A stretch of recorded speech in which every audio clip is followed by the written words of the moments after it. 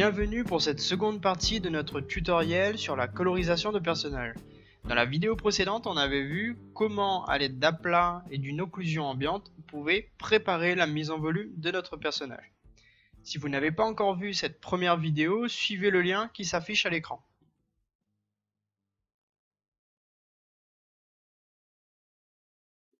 On attaque directement la mise en couleur, la lumière et ensuite les détails. La première chose que je fais quand je dois commencer un dessin en couleur, c'est que je commence par faire un test rapide de couleur pour savoir quel genre de matière utiliser sur ce personnage. Puis, je me sers de références pour me constituer une planche de matière. Ces références peuvent aussi m'aider pour le choix de mes couleurs.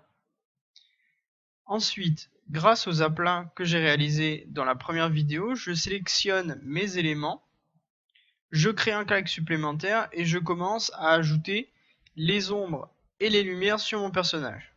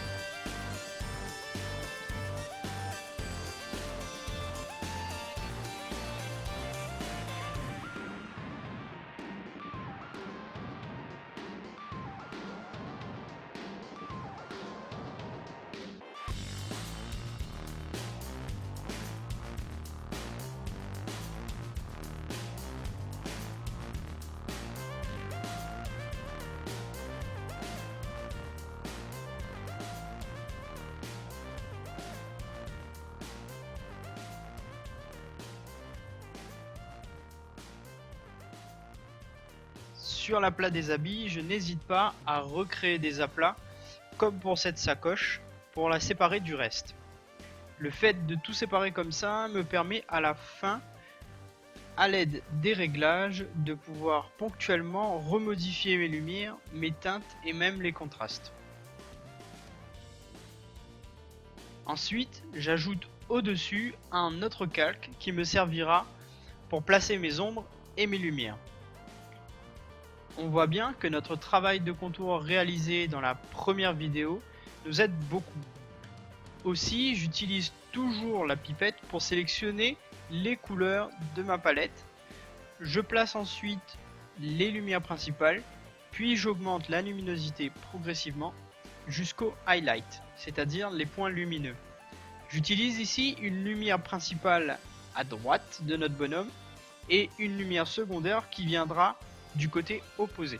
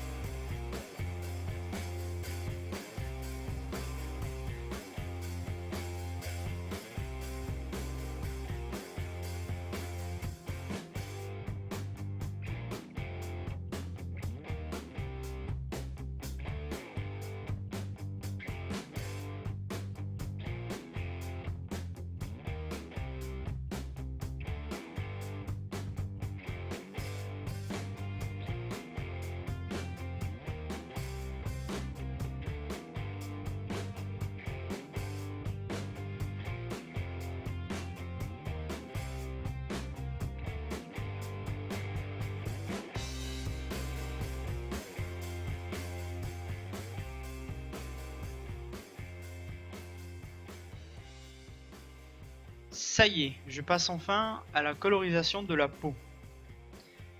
C'est un personnage mi-homme, mi-aigle, alors forcément il a une peau humaine. Je commence par modifier la couleur d'origine, puis j'ajoute encore une fois les lumières les moins fortes pour donner au fur et à mesure du volume. Il faut faire bien attention de placer le calque au bon endroit, c'est-à-dire en dessous des brassards, des lanières, mais aussi des plumes de la tête. Pour faire ressortir l'avant-bras au premier plan, je place ma lumière secondaire sur le grand dorsal du personnage, donc une lumière que j'estompe ensuite avec l'outil doigt pour bien rendre le volume. Concernant le calque de l'occlusion ambiante, il ne faut pas oublier de le repositionner au-dessus des autres, donc en mettant une propriété, donc c'est-à-dire la propriété produit, pour qu'il s'additionne au reste. C'est maintenant qu'on commence à voir que l'occlusion ambiante n'est pas qu'une simple ombre. Elle apporte vraiment de la profondeur à chaque volume de notre dessin. Puis j'ajoute les masses d'ombre les plus franches qui dépendent de notre lumière principale située à droite. Ça me permet d'accentuer le contraste entre les ombres et la lumière et ainsi donc renforcer l'effet de volume. Vous voyez que je travaille toujours avec cette même brush rectangulaire en donnant des gros coups de pinceau qui ensuite sont estompés. C'est plus comme une sorte de peinture au couteau mais avec une pression de la plume en plus. Je fais ensuite le même travail sur l'épaule puis le bras.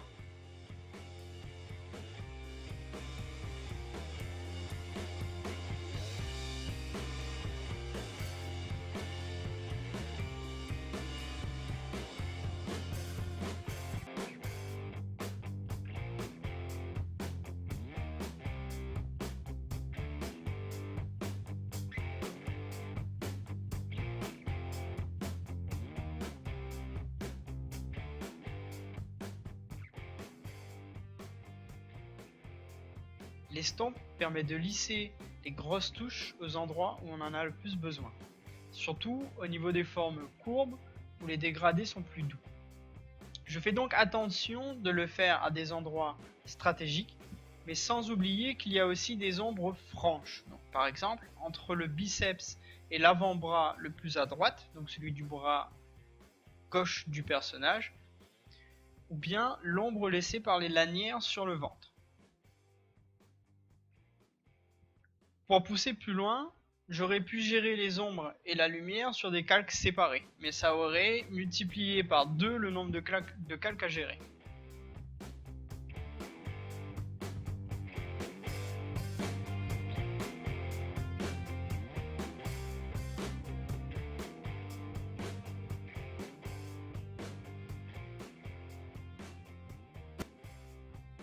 Après avoir géré la lumière principale, j'ajoute des touches de lumière bleue à tous les endroits susceptibles d'être touchés par cette lumière secondaire. Par exemple l'arrière des bras, le dos, les obliques, les épaules.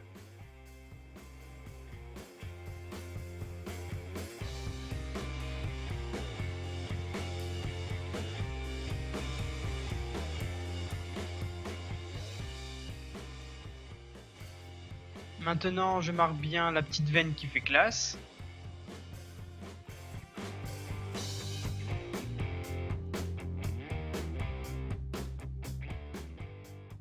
Puis dans Réglages, Niveau, j'augmente le contraste et je baisse légèrement la saturation avec Teinte Saturation.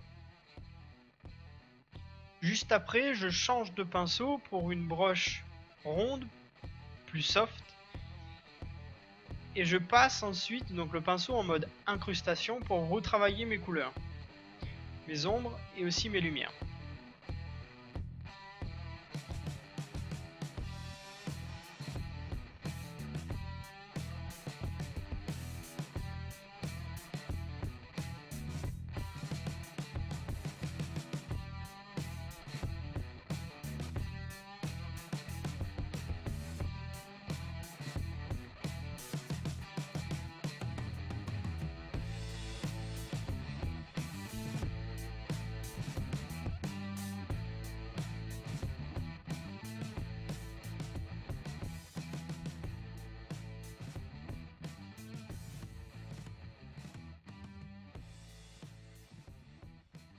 Maintenant, je fais exactement le même travail pour les jambes en utilisant la pipette pour récupérer les teintes utilisées précédemment sur le torse.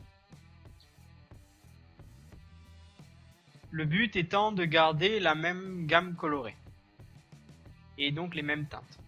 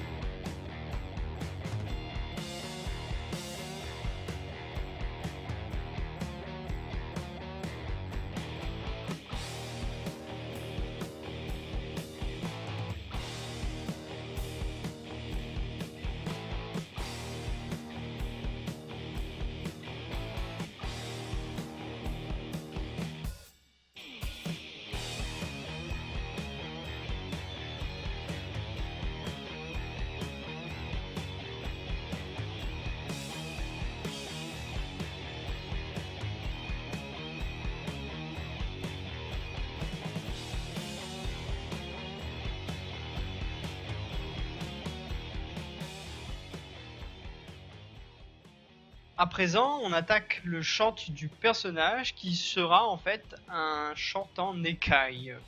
Pourquoi des écailles? Je sais pas. Alors pour cela, je crée une broche pour me faciliter le travail. Ça me permet de faire un motif que je déformerai ensuite, donc pour lui donner la forme de la cuisse.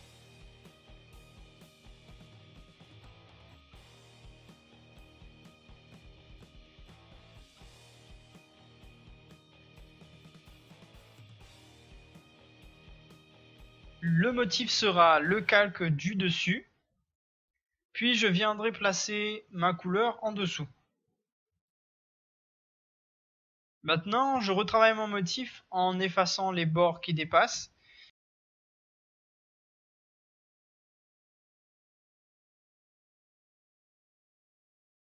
Puis en accentuant l'effet de volume avec une petite ombre sur la gauche.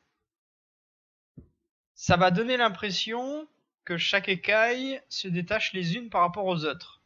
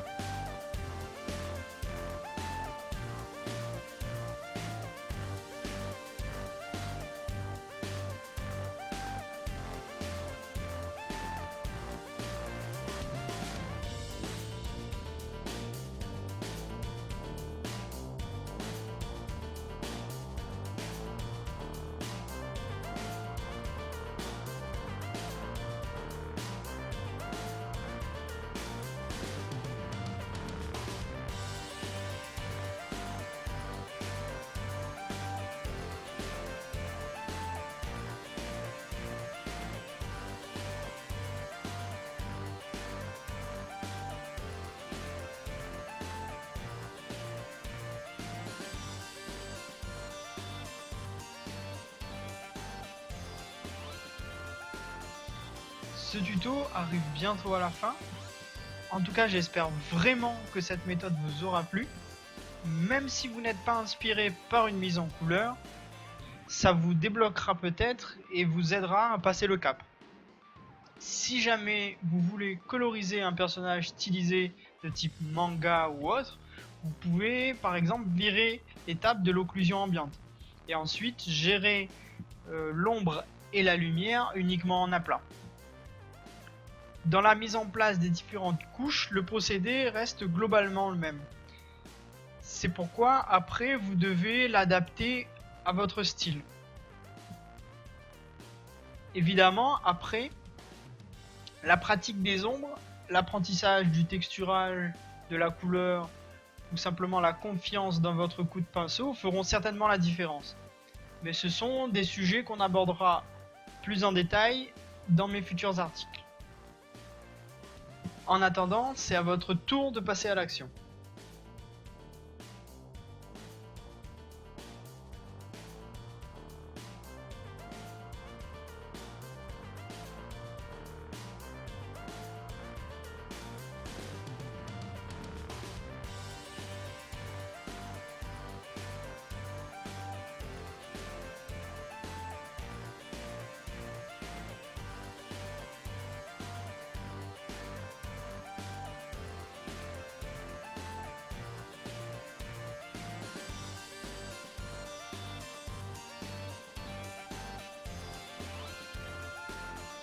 Et voilà, c'est la fin de cette série de 2 vidéos sur le procédé de mise en couleur d'un personnage. J'espère que ces 2 vidéos vous auront plu.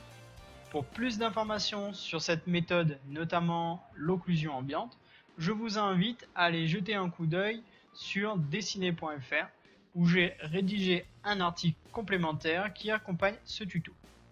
Si vous ne l'avez pas déjà fait, n'hésitez pas à vous abonner à ma newsletter pour recevoir gratuitement mon livre sur la perspective et être au courant de toutes les actualités du site. Pour finir, dites-moi dans les commentaires en dessous si vous avez aimé ce tutoriel et n'oubliez pas de vous abonner à la chaîne YouTube. Ciao!